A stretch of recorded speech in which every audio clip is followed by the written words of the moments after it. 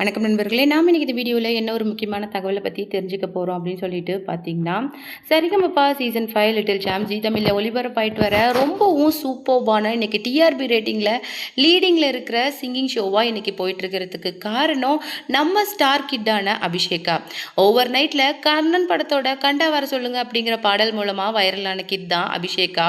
அதன் மூலமாக இன்னும் டைட்டில் வின் பண்ணலை, இன்னும் வின்னர் டாப் 5க்கு ஃபைனலிஸ்ட் ஆகலை. அந்த அளவுலேயே இன்னைக்கு அபிஷேகாவுக்கும் ஏகப்பட்ட ஆப்பர்ச்சுனிட்டிஸை இந்த 8 வயசுலேயே கையில் வச்சிட்டு இருக்காங்க. அந்தளவுக்கு ஒரு ரிமோட் வில்லேஜ்லேருந்து இன்னைக்கு மொத்த இசை உலகையே தன்வசம் இழுத்துருக்காங்க அப்படின்னே சொல்லலாம். அந்த அளவுக்கு நம்ம அபிஷேகா இன்னைக்கு வைரலாக போனதுக்கு முக்கியமான காரணமாக அந்த பாடல் அமைஞ்சிருக்குது.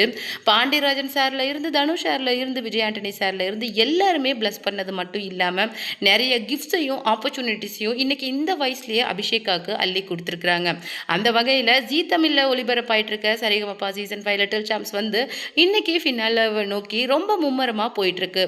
இப்போ நடந்துட்டு இருக்க 1-on-1 ரவுண்டில் அபிஷேகாவோட அந்த பெர்ஃபார்மன்ஸ் அப்படிங்கிறது ரொம்பவும் வைரலாக போயிட்டுருக்கு. அது மட்டும் இல்லாமல் அந்தளவுக்கு ஈஸியாக ஃபினல் லெவலில் வின் பண்ணுறதுக்கு விடமாட்டாங்க சேனல் அப்படிங்கிறது நமக்கு தெரியும்.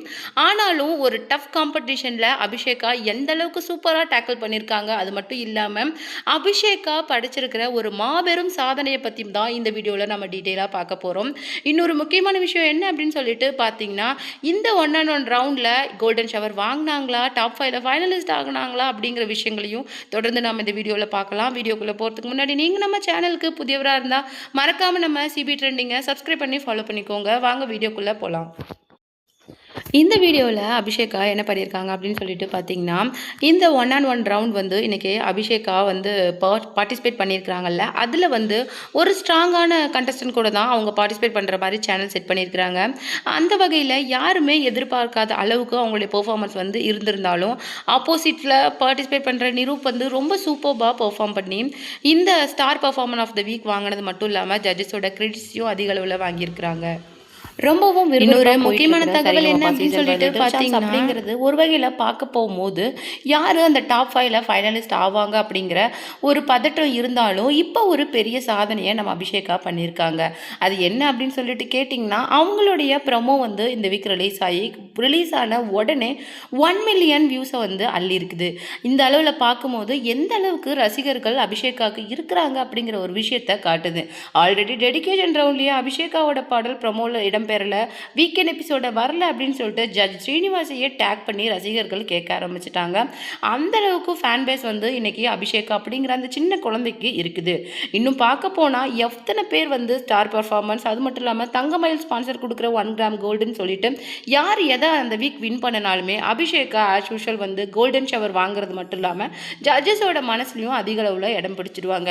இது ஒரு நார்மலாக இருந்தாலும் ஒரு சின்ன குழந்தைக்கு இந்த அளவுக்கு ஃபேன் பேஸ் இருக்கிறது அப்படிங்கிறது அந்த அளவுக்கு யூஷுவல் கிடையாது.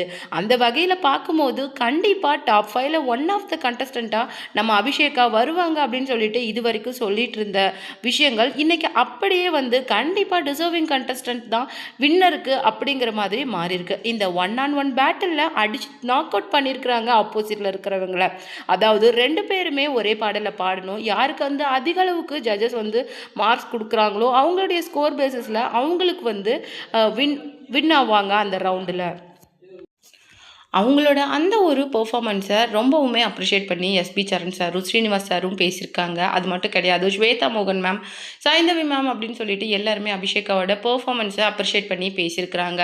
இன்னொரு முக்கியமான விஷயம் என்ன அப்படின்னு சொல்லிட்டு பார்த்தீங்கன்னா, இந்த 1-on-1 பேட்டிலேருந்து ஸ்ட்ரெயிட்டாக ஃபைனலிஸ்ட்டுக்கு ஃபினலாய்க்கு போக போகிற அந்த ஒரு ஸ்டார் கண்டஸ்டன்ட், அது மட்டும் இல்லாமல் லக்கி வின்னராகவும் நம்ம அபிஷேகா இருக்க போகிறாங்க. மேபி நம்ம என்ன தான் அபிஷேகாவோட பெர்ஃபார்மன்ஸை பற்றி பேசினாலுமே அவங்க டைட்டில் வின்னர் ஆவாங்களா இல்லை ரன்னர் அப் ஆவாங்களா அப்படிங்கிறத நம்ம சொல்ல முடியாது. சேனல் கண்டிப்பாக ஃபினால் லெவலில் ஒரு மிகப்பெரிய ட்விஸ்ட் வச்சுருப்பாங்க. ஏன்னா இதுக்கு மேலே ஷோ போக போக ட்விஸ்ட் அண்ட் டர்ன்ஸ் அப்படிங்கிறது ஜாஸ்தியாக இருக்குது. அப்படிங்கிற பட்சத்தில் இதுக்கு மேலே என்ன வேணாலும் நடக்கலாம் அப்படிங்கிற ஒரு பதட்டமான சூழல் தான் இப்போ போயிட்டுருக்கு. அது மட்டும் இல்லாமல் இப்போ அபிஷேகாவோட மற்ற கிட்ஸ் ரொம்பவும் சூப்பராக பர்ஃபார்ம் பண்ண ஆரம்பிச்சிட்டாங்க. நிரூப், திவினேஷ், அது மட்டும் இல்லாம எல்லாருமே அவங்களுடைய பெர்ஃபார்மன்ஸ்ல பலமா குடுக்கறதுனால, சுமன்ராஜோட லாஸ்ட் பெர்ஃபார்மன்ஸ்க்கு ஸ்ரீனிவாஸ் சாரே வந்து ஒரு கிஃப்ட்ட குடுத்திருந்தாரு.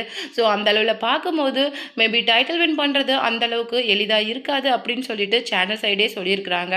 இப்படி பார்க்கும்போது நம்ம அபிஷேகாவுக்கு ஆல்ரெடி வந்து நெறைய கான்சர்ட் ஆப்பர்ச்சுனிட்டீஸா இருக்கட்டும், பட வாய்ப்புகளா இருக்கட்டும் ஆல்ரெடி தன்வசம் வச்சிருக்கிறாங்க.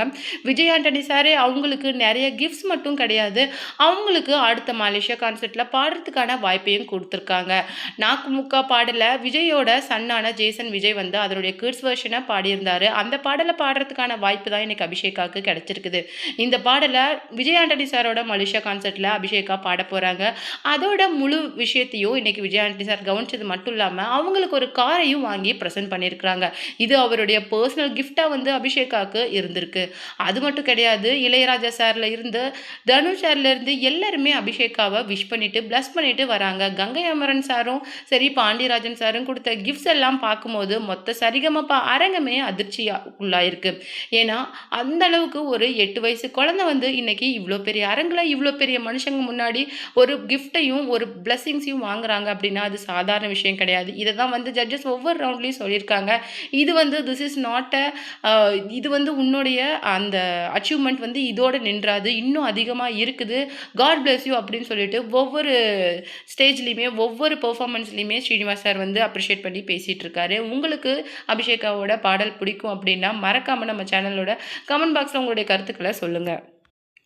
இது ஒரு புறம் இருக்க, இன்னொரு முக்கியமான தகவல் என்ன அப்படின்னு சொல்லிட்டு பார்த்தீங்கன்னா, லாஸ்ட் நீயா நானா எபிசோட் யாராவது பார்த்துருந்தீங்கன்னா, அது மூலமா வைரல் ஆனவங்க தான் யாமினி அப்படிங்கிறவங்க. இப்போ உங்களுடைய இன்ஸ்டாகிராமா இருக்கட்டும், இல்ல யூடியூப் ஷார்ட்ஸா இருக்கட்டும், அதில அதிகமா அவங்களுடைய ஃபீட்ஸ் வரத உங்களால பார்க்க முடியும். யார் இந்த யாமினி அப்படின்னு சொல்லிட்டு பார்க்கும்போது, அவங்களுக்கு ஒரு லவ் பிரேக்கப் வந்து ரீசென்ட்டா நடந்திருக்குது. அந்த லவ் பிரேக்கப்லேருந்து அவங்களால வந்து வெளியில வர முடியல. அத தான் ஃபீல் பண்ணி கோபிநாத் சார் கிட்ட அவங்க பேசியிருப்பாங்க. அதால அவங்களுடைய அந்த ஸ்பேஸ வந்து அவங்களுடைய பார்ட்னருக்கு குடுக்காம, அவங்க என்ன பண்ணியிருக்காங்க, பிரேக்கப்புக்கு அப்புறமும் சர்ப்ரைஸா அவர சந்திக்கிறது அந்த மாரி பண்ணும்போது, அவரு இன்னும் வந்து ஒரு மாரி டிஸ்டர்ப் ஆயிருக்காரு. அதுக்கு கோபிநாத் சார் வந்து அவங்களுக்கு குடுத்த அந்த அட்வைஸ் அப்படிங்கிறது இன்னைக்கு சோஷியல் மீடியால ரொம்ப வைரலா போகுது. இன்னைக்கு யாமினியோட லைஃப்பையும், தங்களுடைய லைஃப்பையும் இன்னைக்கு கம்பேர் பண்ணி சாங்ஸா இருக்கட்டும், மீம்ஸா இருக்கட்டும் போட்டுட்ருக்காங்க. என்ன சொல்றாங்க அப்படின்னு சொல்லிட்டு பார்த்தீங்கன்னா, தயவுசெய்து உங்களுக்கு உங்களுடைய பார்ட்னருக்கு அந்த ஒரு வாய்ப்பு அப்படிங்கிறத குடுங்க. அது மட்டும் இல்லாம கொஞ்சம் ஸ்பேஸ் குடுங்க. அவர் வந்து உங்ககிட்ட ஒரு விஷயம் சொன்னாரு. இந்த மாரி ஒருத்தர்கிட்ட பேசக்கூடாது அப்படின்னு சொல்லிட்டு. பட் நீங்க அத பிரேக் பண்ணிட்டு நீங்க பேசுறீங்க. அதால அவர் கோவப்பட்டு பிரேக்கப் பண்ணாரு. That's okay. ஆனா, நீங்க அதுக்கப்புறம் கொஞ்சம் டாக்ஸிக்கா அவர்கிட்ட பிஹேவ் பண்றத நிறுத்துங்க. அவர போய் சர்ப்ரைஸா மீட் பண்றது, மெசேஜ் பண்றது, டெக்ஸ்ட் பண்றது அப்படின்னு சொல்லிட்டு கீப் ஆன் பண்றத கொஞ்சம் நிறுத்துங்க. ஏன்னா, எந்த ஒரு ரிலேஷன்ஷிப்லயுமே ஒரு ஸ்பேஸ் அப்படிங்கிறது வேணும். அது வாட் எவர் இன் ரிலேஷன்ஷிப்பா இருக்கட்டும், இல்ல பிரேக்கப்பா இருக்கட்டும். அதுல ஒரு ஸ்பேஸ் அப்படிங்கிறது வேணும். என்னதான் நீங்க எப்பேர்ப்பட்ட ஒரு அந்யோன்யமான ரிலேஷன்ஷிப்ல இருந்தாலுமே, அந்த ஸ்பேஸ் நீங்க குடுத்துக்கல அப்படின்னா, அந்த ஸ்பேஸ அவங்க எடுத்துக்க வேண்டியது வரும். அதுதான் பிரேக்கப். அது மட்டும் இல்லாம லவ் அப்படிங்கிறது நீங்க நெனைக்கிற மாரி அந்த ஷார்ட்டான விஷயத்துல முடிஞ்சிராது. இந்த உலகத்துல லவ் பண்றதுக்கு ஏகப்பட்ட விஷயங்கள் இருக்குது. கொஞ்சம் ப்ளீஸ் அதுலருந்து வெளில வர ட்ரை பண்ணுங்க அப்படின்னு சொல்லிட்டு யாமினிக்கு அவங்க குடுத்த அட்வைஸ் தான் இன்னைக்கு சோஷியல் மீடியால ரொம்ப வைரலா போயிட்டுருக்கு.